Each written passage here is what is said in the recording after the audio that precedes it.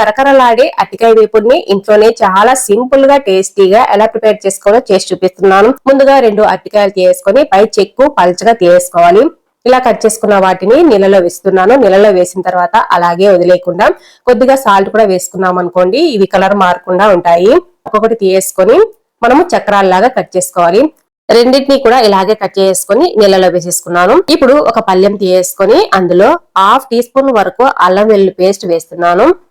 అలాగే 1/2 teaspoon salt, 1/2 teaspoon పసుపు, 1/2 teaspoon ధనియాల పౌడర్, 1/2 టీ స్పూన్ కారపొడి, అలాగే 1/2 టీ స్పూన్ వరకు గరం మసాలా వేసుకొని 1 టేబుల్ స్పూన్ ఆయిల్ వేసేసుకున్నాను. మొత్తం కూడా బాగా కలిసేటట్టు కలిపేసుకోవాలి. అవసరమైతే 1 టేబుల్ స్పూన్ వరకు నీళ్లు కూడా వేసుకొని పేస్ట్ లాగా ప్రిపేర్ చేసుకోవాలి. ఇలా ఉంటే సరిపోతుంది.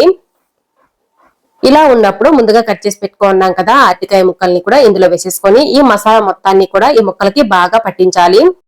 10 నిమిషాలు మూత పెట్టేసి పక్కన పెట్టేసుకోవాలి. 10 నిమిషాల తర్వాత ఈ అరటికాయ ముక్కల్ని స్టవ్ మీద ఒక కడాయి పెట్టేసుకొని 2 నుంచి 3 టేబుల్ స్పూన్ల వరకు మాత్రమే ఆయిల్ వేసుకోవాలి. ఎక్కువ ఆయిల్ అవసరం ఉండదు. వీడియోలో చూపిస్తున్నట్లుగా అరటికాయ ముక్కల్ని ఒక్కొక్కటిగా ఇలా పెట్టేసుకోవాలి. ఇలా పెట్టేసుకున్న తర్వాత స్టవ్ ని లో టు మీడియం ఫ్లేమ్ కి అడ్జస్ట్ చేసుకుంటూ ఒక సైడ్ క్రిస్పీగా వచ్చిన తర్వాత మరోవైపు తిప్పేసుకోవాలి. ఇలా అన్ని కూడా క్రిస్పీగా వచ్చేంత వరకు ఫ్రై చేసుకోవాలి.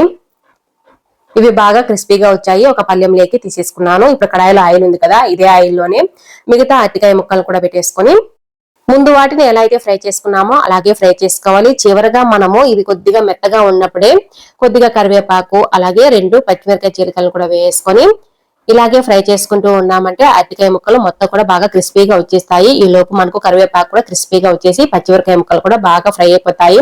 ఇప్పుడు వేయించి పక్కన పెట్టుకున్నాం కదా అరటికాయ ముక్కలు, వాటిని కూడా వేసుకున్నాను. మొత్తాన్ని కూడా ఒకసారి బాగా కలిపేసుకొని బాగా క్రిస్పీగా వచ్చేంత వరకు వేయించేసుకోవాలి.